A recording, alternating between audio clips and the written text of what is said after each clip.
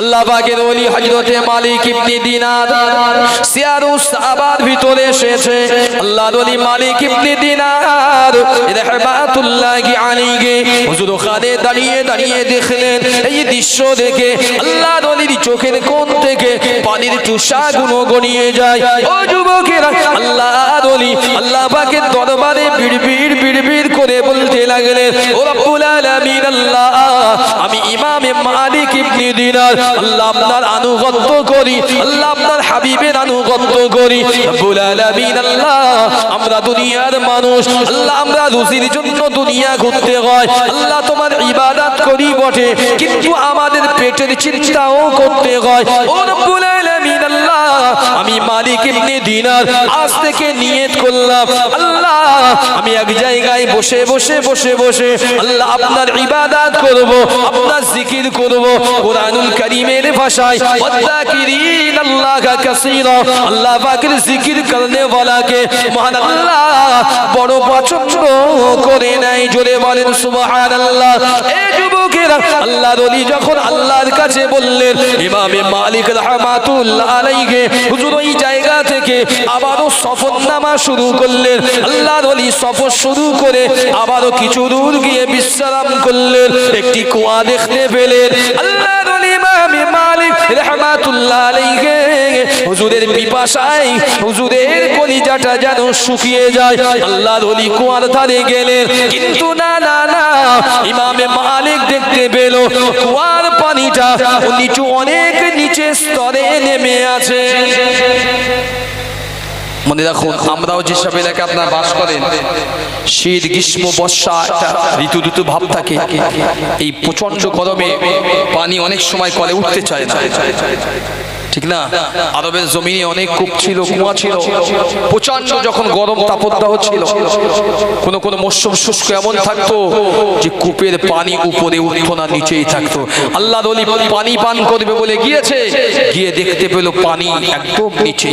মুসলমান আগেকার জারিয়া ছিল, কুয়োর ভিতরে কেউ বালতি বর্তান যাই পারুক ফেলে রশি দিয়ে ওই পানি তুলে তুলে তারা জীবনযাপন করত।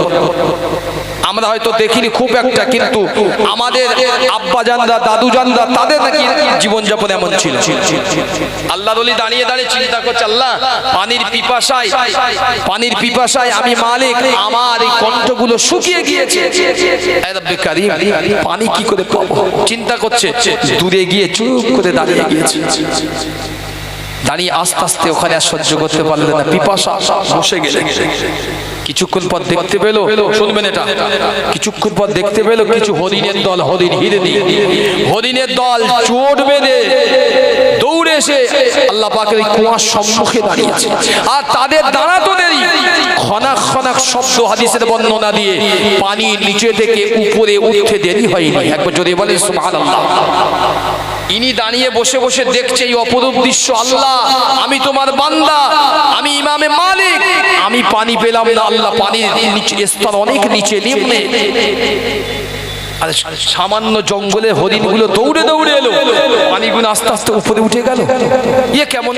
আল্লাহর কাছে কথা বলতে কাঁদছে, বলছে, আল্লাহ আমি কি অন্যায় করেছি, আমি কি অন্যায় করেছি? আল্লাহ বললেন, গাইবি আওয়াজ হলো, এই ইমামে মালিক, তুমি তো বর্তান তালাশ করেছো। বর্তান বোঝেন? মানে জারিয়া তালাশ করেছো, মাধ্যম যাদেরকে বলি মাধ্যম। তুমি তো মাধ্যম তালাশ করেছো, পানি তুলতে পারো না বলে তুমি চেয়েছো কোন একটা জিনিস থাকলে যদি পানিটা উঠাতে পারতাম। তুমি আমি আল্লাহ তাওয়াক্কালতু আলাল্লাহ, আমি আল্লাহ, আমার উপরে তুমি বিশ্বাস করোনি, তাওয়াক্কুল করোনি। ওরা তো বনের শিশু, ওরা বনের পশু, ওরা তো হরিণ, ছোট বড় সব, শিশু থেকে বুড়ো সব বয়সের হরিণ আছে। ওরা বর্তনের প্রয়োজন হয় না, ওরা যতটুকু বিশ্বাস করে মানে আমি আল্লাহ আমার উপরেই বিশ্বাস করে। একবার জোরে বলেন। ওরা দল বেঁধে ঝুন্ড বেঁধে এসেছে, আমি আল্লাহ আমার অনুগ্রহে রহমতে আমার উপরে তাওয়াক্কুল করে যে কুয়ার সামনে গেলে পানিটা আল্লাহ উপরে উঠিয়ে দেবেন, আমরা আমাদের মর্জি মতো পান করে চলে আসবো। ইমামে মালিক বুঝতে পারলো যে আল্লাহর পিয়ারা হওয়াটা অত সোজা নয়। ও দুনিয়ার মানুষ, নামাজ পড়লাম বটে, দুনিয়ায় সবকিছু দেখেছি, বুঝে নিলাম যে আমি বড় তাকওয়াপন্থী আল্লাহওয়ালা না। এটা আল্লাহওয়ালার ডিফিনিশন, নিদর্শন নয়। আল্লাহওয়ালা হতে গেলে নিজেকে অনেক পাল্টাতে হয়, অনেক। আর সমাজে দেখেন অহেতুক শুধু সমালোচনা। কুৎসা হিজা, হাদিসের ভাষায় কুৎসা হিজা হচ্ছে এমন একটা জিনিস। আশরাফ আলী থানভী রাহমাহুল্লাহ কিতাব লিখেছেন, ইমাম গাজ্জালি লিখেছেন জবানের ক্ষতি, হিংসা গীবত কিতাব লিখেছেন, পড়ে দেখবেন। ওশের আল্লামা হুজুর লিখেছে, পড়ে দেখবেন। হিংসা আর গীবত এমন একটা জিনিস, আপনি যেমন ঘরেতে ঘুণ দেখেছেন পোকায়, ঘুণ পোকা বোঝেন তো, সুন্দর ঘর কিন্তু ঘুণ পোকা লেগে ভিতর দিয়ে খেয়ে খেয়ে খেয়ে খেয়ে একটা সময় একদম ঘরটাকে পূর্ণাঙ্গভাবে নিচে ফেলে দিয়েছে। ঠিক তেমনি ইমানের যত ইমানদার তাজা ইমান হোক আপনার, যত পিছনে কুৎসা করবেন, হিজা করবেন, আল্লাহ আপনার আমলনামাগুলো ঘুণ পোকা লাগিয়ে দেবে। আস্তে আস্তে ভালো কিছুগুলো খেতে খেতে খেতে খেতে কিচ্ছু আর পড়ে থাকবে না, সব শেষ হয়ে যাবে, আপনি ধ্বংসের পথে যাবে। এখনো সুযোগ আছে। আল্লাহ পাকের ওলি ইমামে মালিক রহমাতুল্লাহ আলাইহি চেয়েছে, দেখলেন আল্লাহর নিদর্শন আর কুদরত কি হতে পারে, উনি বুঝলেন, বুঝি আস্তে আস্তে করে উনি আল্লাহর দরবারে তওবা করে ফিরে গেলেন। একবার জোরে বলেন সুবহানাল্লাহ, একবার চিল্লিয়ে বলেন সুবহানাল্লাহ, নারে তাকবীর, একবার দুরূদ শরীফ আল্লাহুম্মা।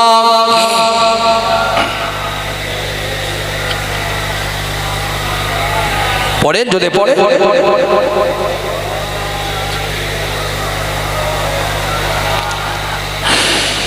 এ কেমন নূর পেলে ও গো মা আমিনা, ও গো মা আমিনা, তোমার লালের ছোঁয়ায় ধন্য এ জামানা, ধন্য এ জামানা।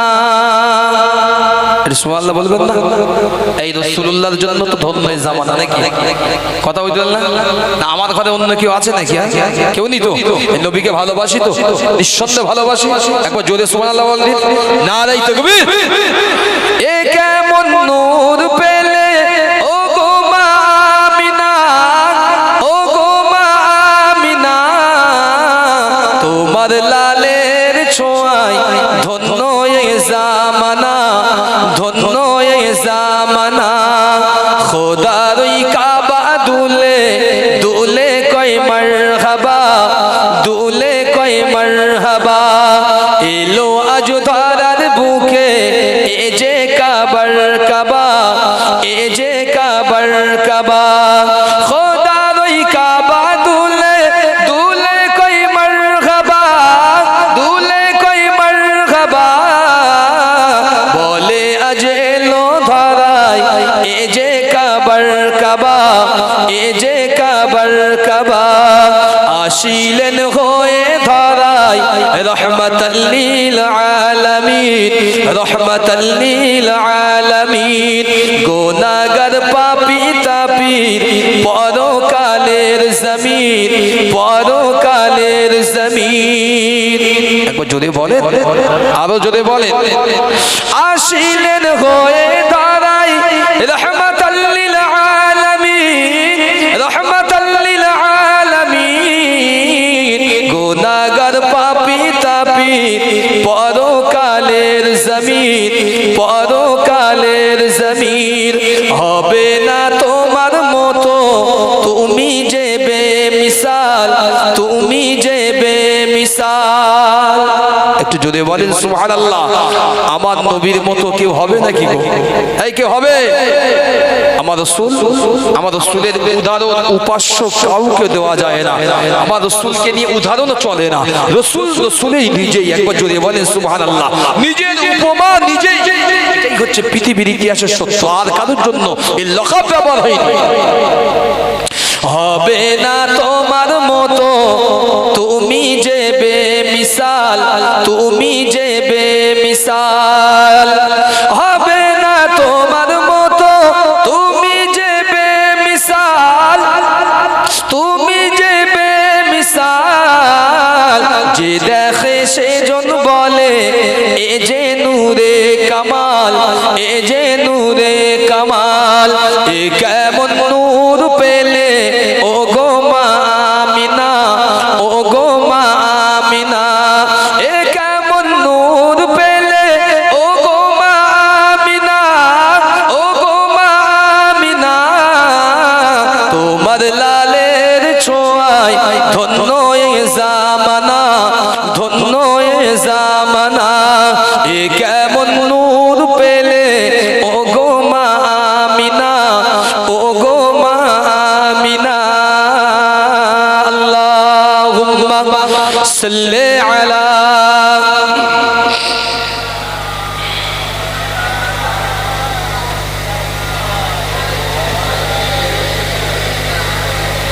মাওলানা মুহাম্মদ সাল্লাল্লাহু আলাইহি ওয়াসাল্লাম। যে কথা বলছিলাম, ফিরে আসুন, ছোট্ট একটি বিষয় বলবো ইনশাআল্লাহ, ভাইজান বিদায় নেব। কি শুরুয়াত করেছিলাম, ওয়ালিল্লাহি আলান নাসি হিজ্জুল বাইতি মান ইসতাতা ইলাইহি সাবিলা। আর বলেছিলাম ইন্না আউওয়ালা বাইতি উদিয়া লিন-নাস লাল্লাযী বিবাক্কাতা মুবারাকান ওয়া হুদাল লিল আলামিন। দুনিয়ার জমিনে আল্লাহ পাকের খানায়ে কাবা বাইতুল্লাহর মর্যাদা কতটা মনে আছে আপনাদের? মনে রাখুন, বাইতুল্লাহর মর্যাদা এই বিষয়ে ওয়াজ অনেক লম্বা জিনিস। আমি একটু ডেফিনেশনটা দিয়ে গেছি এক সাইড দিয়ে। বাইতুল্লাহ এমন একটা জিনিস, খানায়ে কাবায় যেই দাঁড়ায়, খানায়ে কাবার মালিক তাকেই পছন্দ করে নেয়। একবার জোরে বলে। এই কয়েকদিন আগে, রিসেন্টলি কিছুদিন আগে, আমরা অনেকেই মনে করি যে আল্লাহ দোয়া মনে হাজিদের কবুল করেন না। এই রমজানে দুটো ভিডিও সোশ্যাল মিডিয়ায় ভাইরাল হয়েছে, জানেন তো?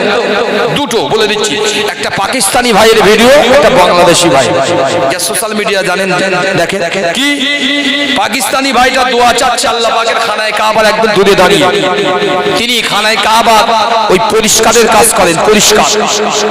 উনি বসে দোয়া দাঁড়িয়ে দাঁড়িয়ে কাঁদছে আর কাবার দিকে তাকিয়ে বলছে, আল্লাহ 5 বছর হলো ঘর থেকে এসেছি, অনেক টাকা দিয়ে দিই, আল্লাহ তোমার কাবায় আমি কর্মজীবনে এসেছি, শুনেছি কাবায় নাকি গেলে সব কিছু তুমি তার জন্য মাফও করে দাও, সমস্যা মিটিয়ে দাও। 5 বছর আছে আল্লাহ, বাড়িতে ঋণ, মালিক হুমকি দিচ্ছে বাড়ি শেষ করে নেবে। আল্লাহ তুমি কি আমার এই কণ্ঠ শুনতে পাও না? আমার আরজি শুনতে পাও না?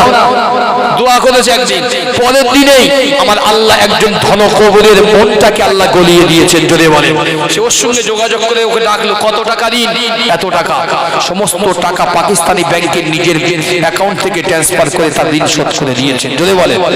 2 নম্বর, এক বাংলাদেশি ভাই, তাকে ওই কাজ করার জন্য নিয়ে গিয়েছে, নিয়ে পাথর ভাঙতে দিয়েছে। সে কাজ করেনি, ওই সে আবার গিলাফ শুনেছি তোমার কাবায় দোয়া করলে নাকি কবুল হয়। আল্লাহ আমি দোয়া করছি, আমি যে দালালের মারফত এসেছি এই দালালকে আমি ক্ষমা করব না। অনেক খারাপ ব্যবহার করেছে, খারাপ জায়গায় যা বলেছিল উল্টো করেছে। আল্লাহ ওকে যদি আমি পাই, আল্লাহ ওকে তুমি ছেড়ে দিও না, ছেড়ে দিও না। আমার বলেছিল কাজ দেবে খানায় কাবা ধোয়া মোছা, ও আমাকে দিয়েছে মরুভূমিতে উত্তপ্ত গরম বালিতে পাথর ভাঙা। ওর দোয়াটাকেও আল্লাহ শুনেছেন।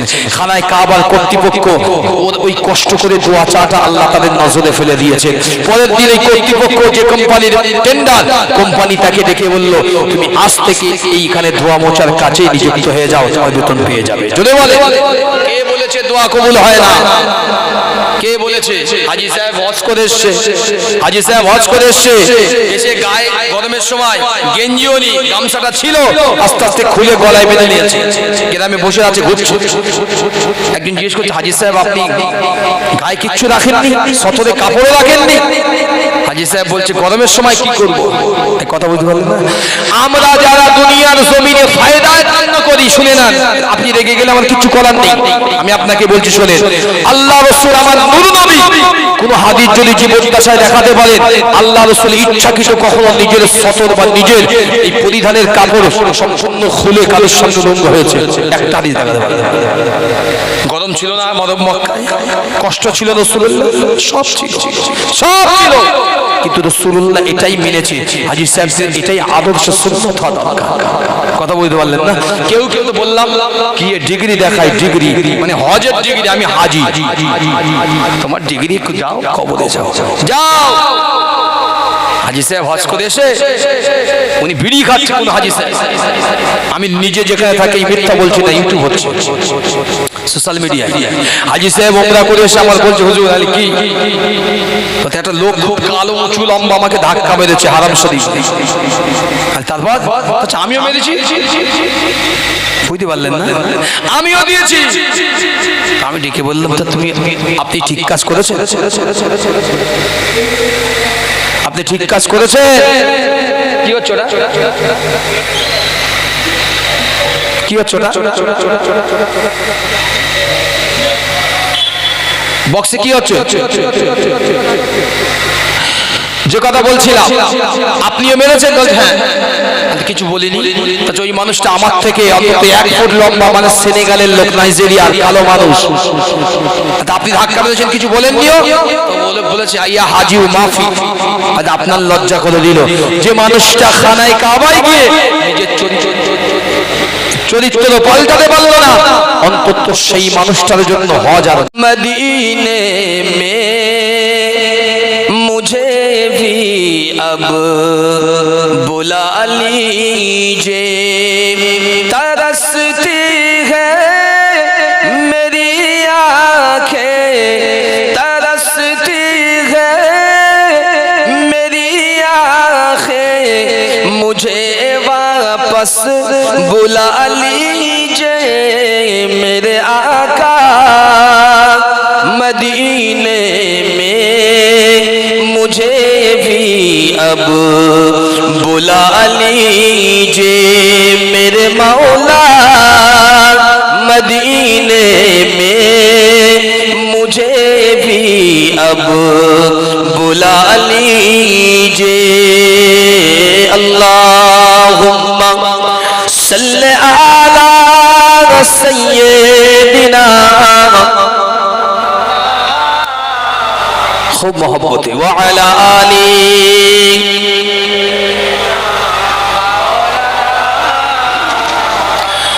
हर खता पे शर्मसार हूँ मैं, हर खता पे शर्मसार हूँ मैं, ऐ खुदाया गुनहगार हूँ मैं, भूल कर जो किया हमने बस उसी की तरफ जा रही है, मेरी आंसू बहुत कीमती है, उनमें बसती है उसकी यादें, मेरी मंजिल शाहे मदीना, मेरी मंजिल शाहे मदीना, ए गौर कैसे यूं ही लौटा दूं, ए गौर कैसे यूं ही लौटा दूं। अल्लाहुम्मा सल्ले अला सय्यिदिना व अला आली,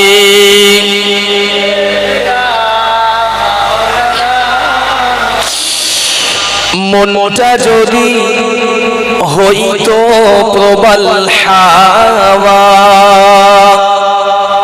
হইতো যদি শুভ্র কবুতর, মেঘের ডানায় ভাসিয়ে দিতাম, মেঘের ডানায় ভাসিয়ে দিতাম মদিনার পথে, যেথায় আমার প্রিয় রাসূল ঘুমাই চিরন্তন, যেথায় আমার প্রিয় হাবিব ঘুমাই চিরন্তন। আল্লাহুম্মা সাল্লি আলা সাইয়্যিদিনা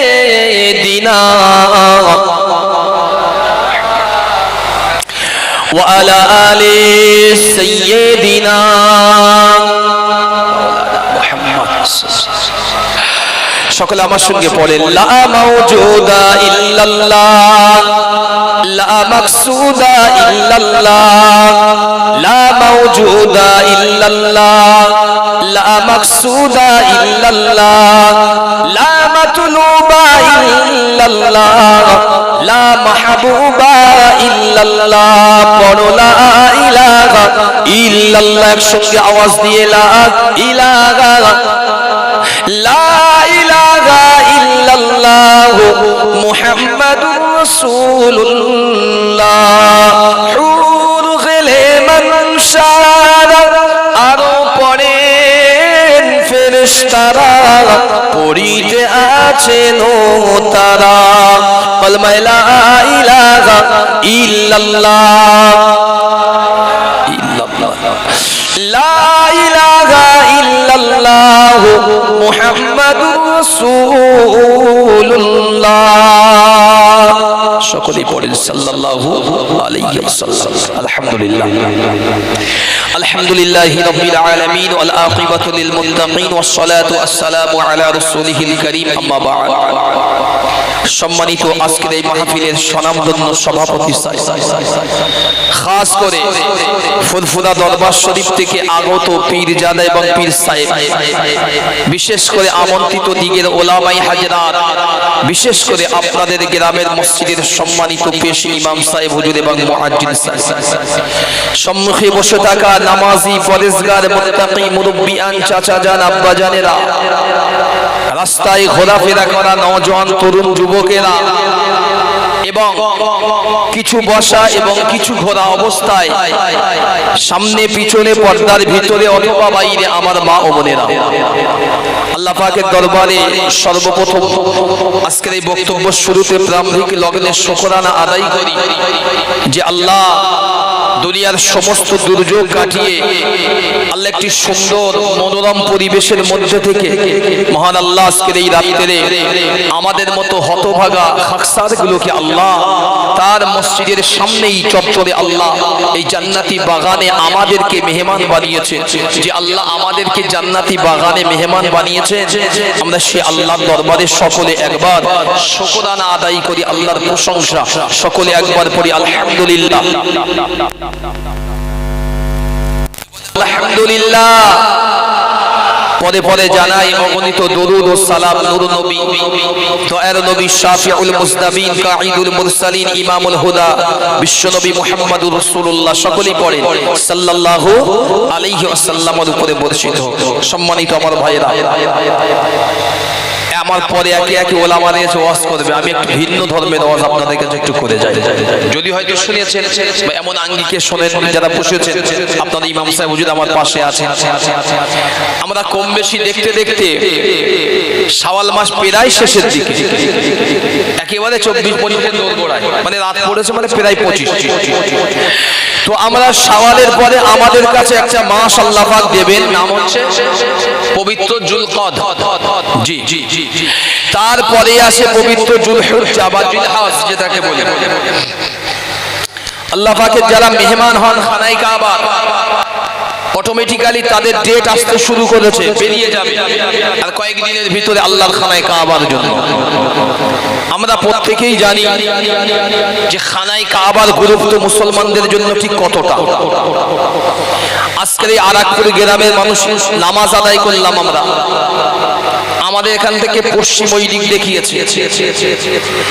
গোটা ভারতবর্ষ পৃথিবীর জমিনে এক একটা সাইটে তার সূর্যের অনুগ্রহ, আসমানের তারতম্য, সূর্য ওঠা নেবার উপরে নির্ভর করে পশ্চিম কেবলা নির্ধারণ হয়। ঠিক না ভুল বলছি? কেবলার গুরুত্ব আমাদের সব সময় ছিল, আছে এবং কিয়ামত পর্যন্ত থাকবে। আমি অনেকেই জানি যে আমাদের পূর্ব কেবলা ছিল বাইতুল মুকাদ্দাস বা বাইতুল মাকসুদ বলা হয়, যেটা এখন বর্তমানে আমাদের নেই। আমাদের কেবলা হচ্ছে আল্লাহ পাকের খানায়ে কাবা বাইতুল্লাহ। আচ্ছা বলেন দিন, ছোট করে ওয়াজ শুরু করার আগে যে মানুষগুলো ওয়াজ শুনতে বসেছেন, আচ্ছা আপনাদের মনে আশা হয় না যে আল্লাহ অন্তত জীবনে মরণের আগে একবার তুমি খানায়ে কাবার মেহমান বানিও? আশা হয় না? সকলেরই আশা। কেন? প্রশ্ন কেন? ছোট্ট করে বলি আগে, এই জন্যই আমাদের আশা, কারণ আমরা এতটুকু হাদিস যারা পড়েননি, যারা সাধারণ মানুষ ওরা আমাদের থেকে শুনেছেন, ইমামদের মুখ থেকে শুনেছেন, আল্লাহর কোরআন রাসূলুল্লাহর হাদিস কি শুনেছেন? খানায়ে কাবা এমন একটি জিনিস, খানায়ে কাবা এমন একটি ঘর, যে ঘরকে সম্মুখে দাঁড়িয়ে বান্দা যদি একবার শুধু ঘরের দিক তাকায়, তাও তার জীবনের গুনাহগুলো আল্লাহ মাফ করে দেয়। যে ঘরের সামনে হাজী সাহেব গিয়ে যদি গ্লাভসটা ধরে, এই রব্বে কাবার মালিক, আমি সেই দক্ষিণ 24 পরগনা ভাঙড় থেকে এসেছি আল্লাহ তোমার দরবারে, অনেক কষ্ট করে এসেছি আল্লাহ, তুমি মাফ করে দাও। আল্লাহ বলছে তুই যে গ্লাভসটা আমার ধরলি, তো ধরলি তুই জানিস না আমার রহমত কত বর্ষণ হয় এখানে, তুই ধরে বলতে বাকি আমি আল্লাহ মাফ করতে দেরি করি না। জোরে বলে। এই জন্যই মানুষের চাহাত। 2 নম্বর, আপনারা জানেন হাদিস, এ বিষয়ে আমি খুব বেশি বলবো না, অন্যদিকে যাব। আপনারা জানেন রাসূল বলেছে মান জা কবরি ওয়াজাবাত লাহু শাফাআত, আমি রাসূলুল্লাহ আমার মাজার যে জিয়ারত করলো, কবর যে জিয়ারত করলো, আমি নবী তার জন্য শাফাত ওয়াজিব হয়ে গেল। জোরে বলে। কোন মুসলমান এমন আহামক আছে যার ইচ্ছে হয় না আমার নূর নবীর ওই সবুজ গম্বুজের সামনে দাঁড়িয়ে কলিজা ভরে বুক ভরে একবার আমার নবীকে সালাম দেবো, আসসালামু আলাইকা ইয়া রাসূলুল্লাহ? কার ইচ্ছা হয় না? সবার ইচ্ছা হয়। এজন্য খানায় কাবাকে আল্লাহ যদি মক্কা বা বাক্কা বলা হয়, যদি সেখানে রাখতে পারে, কাবাকে আল্লাহ রেখেছে আল্লাহ পাক মদিনাতুল মুনাওয়ারায়। একবার জোরে বলেন সুবহানাল্লাহ। এবার ওয়াজের দিকে ফিরছি। আল্লাহ রাব্বুল আলামিন কোরআনুল কারীমের ভিতরে 4 নম্বর পারায় বললেন ইন্না আউওয়ালা বাইতি উদিয়া লিন-নাস। তাফসীর যারা বোঝেন, মাহফিল যদিও তেমন নয় যে তাফসীর বোঝানোর মতো, বোঝানোর জন্য সামান্য বলি। আল্লাহ রাব্বুল আলামিন তাফসীরের ভিতরে বললেন, মুফাসসিরিন کرامরা, আল্লাহ পাক বললেন দুনিয়ার জমিনে সর্বপ্রথম যে ঘরটি আমি আল্লাহ বানিয়েছি, এই ঘরটি तमाम পৃথিবীর মানুষের কল্যাণ ও হেদায়েতের জন্য আমি আল্লাহ বানিয়ে দিয়েছি। জোরে বলে। এখন আপনারা ওয়াজ শুনেছেন আর আমার ওয়াজটা শুনবেন আর মাঝে মধ্যে নিজের বিবেককে প্রশ্ন করবেন। সারা জীবন তো ওয়াজ শুনেছেন, খানায় কাবা তো তৈরি হলো, আমরা গিয়ে দেখছি খানায় কাবা আরো বড় হয়েছে, সুন্দর, ঠিক না? বলবো এখন সুন্দর। খানায় কাবা আদতে তৈরি হওয়ার পরে তৈরি হয়েছিল কিভাবে, কোথায় তৈরি হলো খানায় কাবা? মনে রাখুন, শুনে নেন এগুলো। তাফসীর ইবনে কাসির, তাফসীরে জালালাইন শরীফ, সহিহ বুখারী, সিয়াসাত, সমস্ত কিতাব বর্ণনা দিয়েছে। আল্লাহ রাসূল জানিয়েছে খানায় কাবাকে যখন তৈরি করা হয়, গোটা পৃথিবীর জমিনটা আমার আল্লাহ তখন তৈরি করেননি, বরং গোটা একদম 7 তবক জমিন ছিল পানি আর পানি। কেউ বলেছেন ধ্রুম ধোঁয়া, পানি আর ধ্রুম ধোঁয়া এর ভিতরে ছিল। আমার আল্লাহ নির্দেশ হয়েছে খানায় কাবা তৈরি হলো। জোরে বলেন সুবহানাল্লাহ। মুসলমান নওজওয়ানেরা শুনে রেখে দাও, মহান আল্লাহ কোরআনুল কারীমের ভিতরে জানিয়ে দিলেন ইন্না আউওয়ালা বাইতু উদিয়া লিন-নাস লাল্লাযী বিবাক্কাতা মুবারাকান ওয়া হুদাল লিল আলামিন। ও দুনিয়ার মানুষেরা, আমি আল্লাহ পাক তোমাদের জন্য দুনিয়ার জমিনে সর্বপ্রথম যে ঘরটি বানিয়েছিলাম, ওই ঘরটির জায়গা ছিল বাক্কা, যেটা আমরা খানায় কাবা বা মক্কা বলি।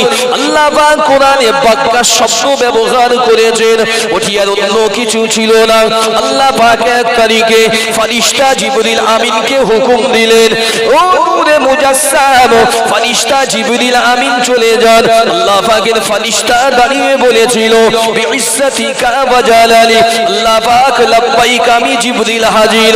ও রব্বুল আলামিন, আল্লাহ আপনার ইজ্জত জালালিয়াতের কসম করে বলি, আল্লাহ আমাকে আপনি ডাক দিয়েছেন। মহান আল্লাহ জানিয়ে দিলেন ফেরেশতা জিবরিল, আমি আল্লাহ আমার বড় তামান্না, আমি আল্লাহ আমার বড় খোয়াইশ, আমি আল্লাহ খানায় কাবা আমার একটি ঘর দুনিয়ায় তৈরি করতে চাই। আল্লাহর ফেরেশতা জিবরিল বললেন, রব্বুল আলামিন, আল্লাহ আপনি খানায় কাবা তো তৈরি করবেন, সেটি কোথায় তৈরি করবেন?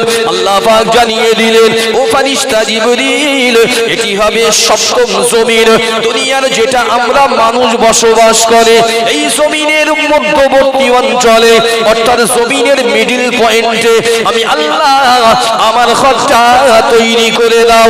ও যুবকেরা, দুনিয়ার জমিন তখন সৃষ্টি করেনি মহান আল্লাহ, দুনিয়াটা ছিল পানি এবং ধোঁয়া। আল্লাহর ফেরেশতা জিবরিল আমিন আলাইহিমুস সালাম আল্লাহ পাক জানিয়ে দিলেন ইন্নাল্লাযীনা আমানু ওয়া আমিলুস সালিহাতি কানাত লাহুম জান্নাতুল ফিরদাউসি নুজুলা। জোরে বলেন সুবহানাল্লাহ। কোরআনের আয়াত। আল্লাহ বললেন ফেরেশতা জিবরিল, শুনে না এই বর্ণনাগুলো, আমার জান্নাতুল ফিরদাউস এর ভিতরে একটা জায়গা আছে যার নাম হচ্ছে নুজুলা। আপনার সারা জীবন ওয়াজ শুনেছেন, শুনবেন। জান্নাতের ভিতরে উৎকৃষ্ট হচ্ছে জান্নাতুল ফিরদাউসের মাকাম হচ্ছে উচ্চ আলা। রাসূল বলেছে যখন দোয়া চাইবে তখন সব সময় জান্নাতুল ফিরদাউসের আশা করেই দোয়া চাইবে। জোরে বলে। কে বলেছেন? কার হাদিস? মুহাম্মাদুর রাসূলুল্লাহ সাল্লাল্লাহু আলাইহি ওয়াসাল্লাম। রাসূল বলেছে যখনই দোয়া চাইবে দোয়ার ভিতরে জান্নাতুল ফিরদাউসকে শোভা রাখবে। কারণ সবাই চায় 100 ছেলে থাকলে ক্লাসে সবাই চায় আমি ফার্স্ট হব, ঠিক না ভুল বললাম? ব্যবসায়ী লোক যখন মার্কেটে দোকান করে সে মনে করে সবার চাইতে যেন বেচা কিনা আমার ভালো হয়, ঠিক না ভুল বলছি? সব দিক থেকে আমাদের টক্করার লড়াই আছে। আমার নবী বললেন তুমি তোমার রবের কাছে সবচেয়ে বড় জিনিসটাই আশা করো, কারণ ওটাই হচ্ছে সর্বশ্রেষ্ঠ, ওটাই হচ্ছে সেট, লিমিট সেট। ওর উপরেও নেই, যা আছে ওর নিচে। আল্লাহ বললেন ফারিস্তা জিবরিল জান্নাত থেকে কিছু পাথর নিয়ে চলে যাও, গিয়ে খানায় কাবাটা তৈরি করো ফারিস্তাদের নিয়ে। এই লম্বা চওড়া ঘটনা বলে আমি এটাকে বোঝানোর জন্য বলছি, কারণ আমি ফিরে অন্যদিকে যাব। ফারিস্তা জিবরিল পাথর নিয়ে চলে আসলো, এসে দেখছে গোটা পৃথিবীর জমিন তখন জমিন হয়নি, পানি পানি পানি ধরুন। আল্লাহ নির্দেশনা দিল। এই আল্লাহ নির্দেশনা দেওয়ার আগে আপনারা খেয়াল রাখুন একটা কথা, আল্লাহ পাক রব্বুল আলামিন সপ্তম আকাশে একটা খানায় কাবা তৈরি করা হয়েছে। কুরআনুল কারীমের 27 নম্বর পরে আল্লাহ বললেন ওয়াল বাইতুল মা'মুর ফি রাকিম মানসুর। আল্লাহ পাক বাইতুল মা'মুর ফারিস্তাদের কাবা তৈরি করেছে। এটা এখানে তৈরি, এটা আমাদের কাবা মানুষের জন্য, আর ফারিস্তাদের জন্য সপ্তম আসমানে আল্লাহ বানিয়েছে বাইতুল মা'মুর। জোরে বলে। এই বাইতুল মা'মুরে ফারিস্তারা তাওয়াফ করে, তারা ওখানে নামাজ আদায় করে, তারা আল্লাহর উপাসনা করে। মানুষ আমরা করি খানায় কাবাকে রেখে, কারণ এটা আল্লাহ। এবার আসুন আল্লাহ পাকের ফারিস্তা জিবরিল আমিন খানায় কাবাটা যখন তৈরি করলেন পানির উপরে একরকম ভাসমান, একরকম ভাসমান। এই তৈরি করার পরে জিবরিল আমিন আলাইহিমুস সালামের পরবর্তীকালে ওই পানির সবচাইতে ঘূর্ণ বোঝেন, এই নদী সমুদ্র যারা একটু বোঝেন দেখবেন নদীর একটা বাঁক থাকে, ঘূর্ণর বাঁক। সমুদ্রের একটা বাঁক থাকে। যারা সুন্দরবনে যান, সপ্তমুখী আর পঞ্চমুখী অনেকে দেখেছেন, অনেকে যারা গিয়েছেন কেউ একবারও পঞ্চমুখী দেখেন। 5টা নদীর মুখে ভূমধ্য সাগরের একটা উৎসস্থল হয়েছে, কিচ্ছু চোখে দেখা যায় না, শুধু পানি ঘোরে, পানি ঘোরে। খানায় কাবার ওই জায়গাটায় পানির ঘুরতো, আল্লাহ ওই জায়গাটায় খানায় কাবা স্থাপন করলো। স্থাপন করার পরে এই ধুম ঘোরাটা বন্ধ হলো। কালক্রমে ওই ধোঁয়াটাকে আস্তে আস্তে সাদা ফেনা জমাট বদ্ধ বাঁধলে এবং আল্লাহ তার থেকে গোটা জমিনটাকে সৃষ্টি করে দিল। একবার জোরে বলেন সুবহানাল্লাহ।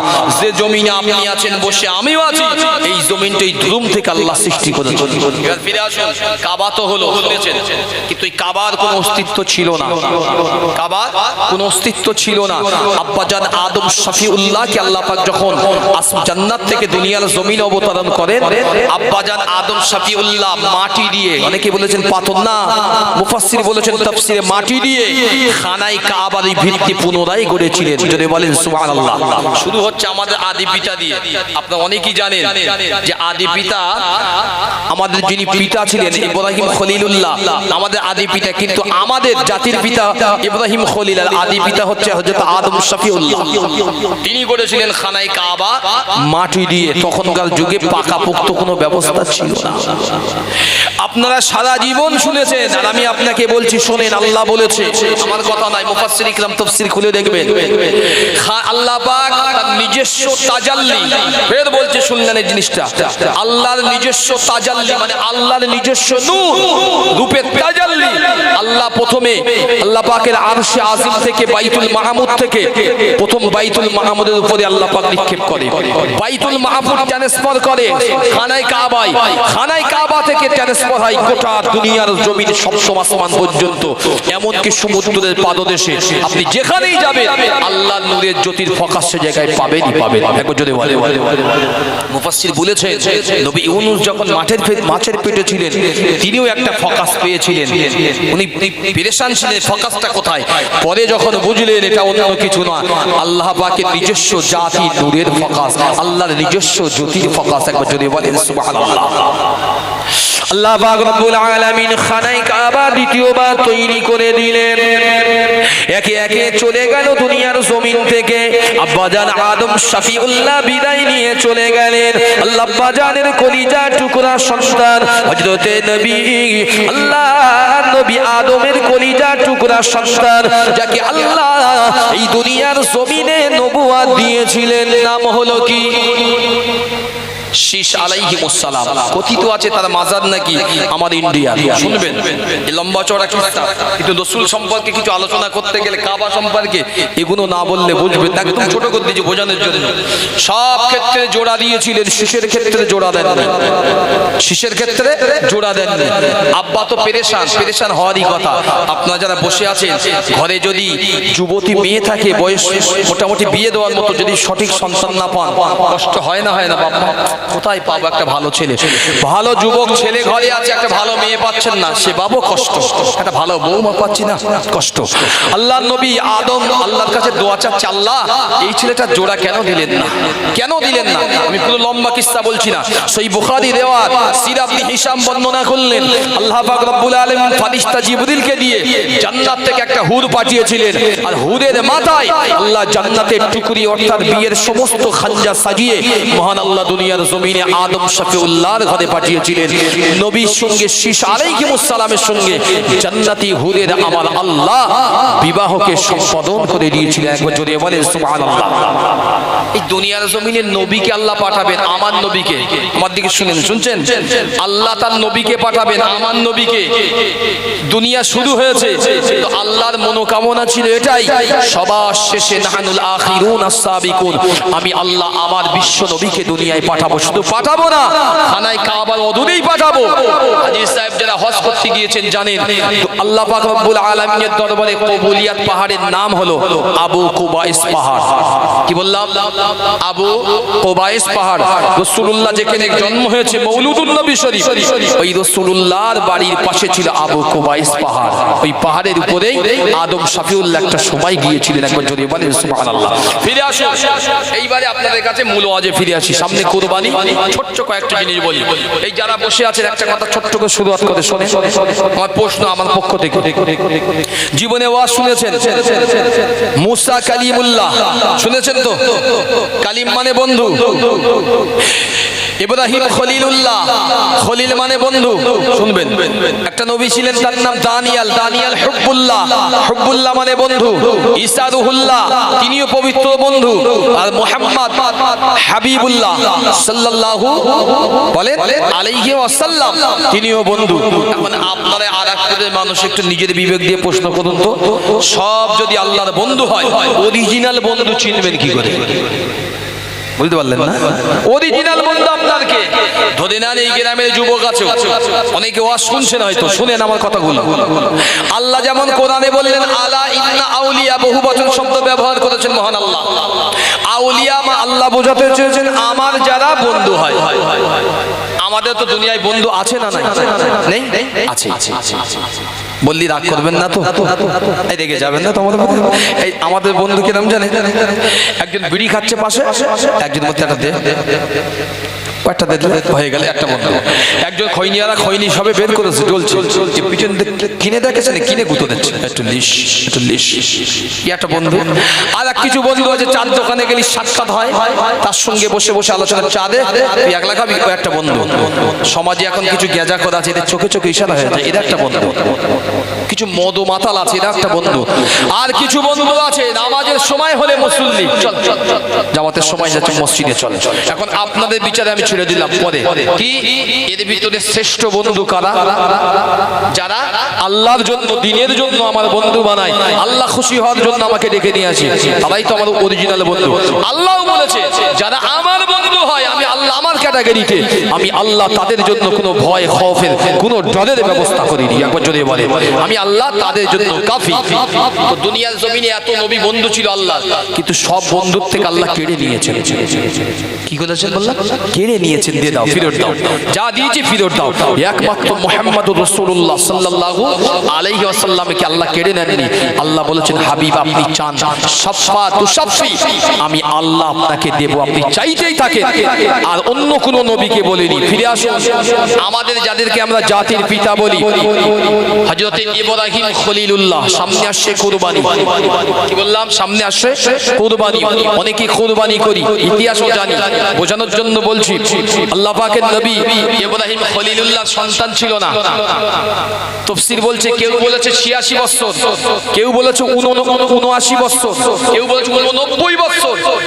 উনি দোয়া করতেন, আল্লাহ রব্বি হাবলি মিনাস সালিহিন, আল্লাহ আমাকে একটা নেক সন্তান দাও।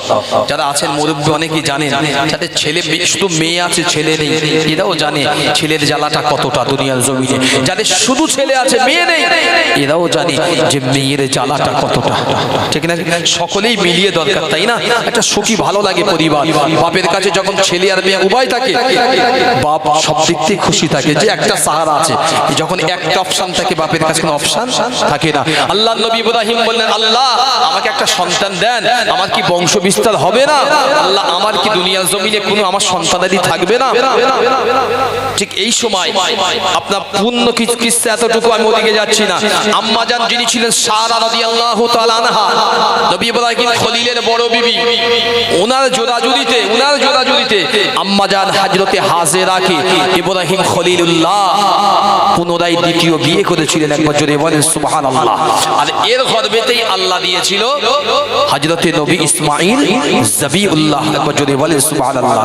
আজকে দুনিয়ায় আমাদের অনেক ঘরে আছে, দেখবেন সতীন থাকলে তো মারপিট হয় না? সতীন তো যায় মারপিট হচ্ছে, ঠিক না? ভুল বলছি। আর আল্লাহর দুনিয়ায়, আল্লাহর সেই জগতে নবীদের ঘরেও একটু টুকিটাকি ছিল, যেটা আল্লাহ বলেছে।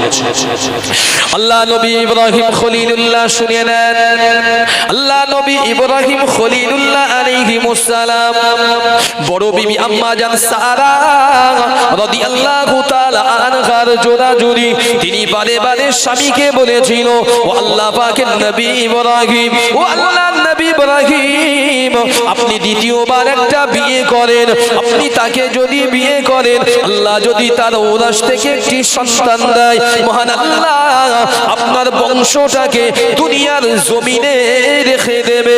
আল্লাহ পাকের নবী ইব্রাহিম খলিলুল্লাহ আলাইহিমুস সালাম বড় বিবিকে বলেছিল, ও বিবি সারা, আমি আর বিবাহ করতে চাই না। কিন্তু আম্মা জান সারা রাজি হলেন না। বারবার স্বামীকে কনভান্স করতে লেগেছে, বারবার স্বামীকে বলতে লেগেছে। একটা সময় কিতাবের বর্ণনা, আল্লাহ পাকের নবী ইব্রাহিম খলিলুল্লাহ বিবি সারার কথাতে রাজি হলেন। আম্মা জান সারা নিজে দাঁড়িয়ে থেকে আম্মা জান হযরতে হাজেরা রাদিয়াল্লাহু তাআলা আনহার সঙ্গে ইব্রাহিম খলিলের বিবাহটা সম্পূর্ণ করে দিয়েছিলেন। জোরে বলেন সুবহানাল্লাহ। ও যুবকেরা, সেই সময় প্যালেস্তাইনের জমিন ছিল, স্বামী স্ত্রী ছিল, বিবি দুজনা সতীন যায় ছিল।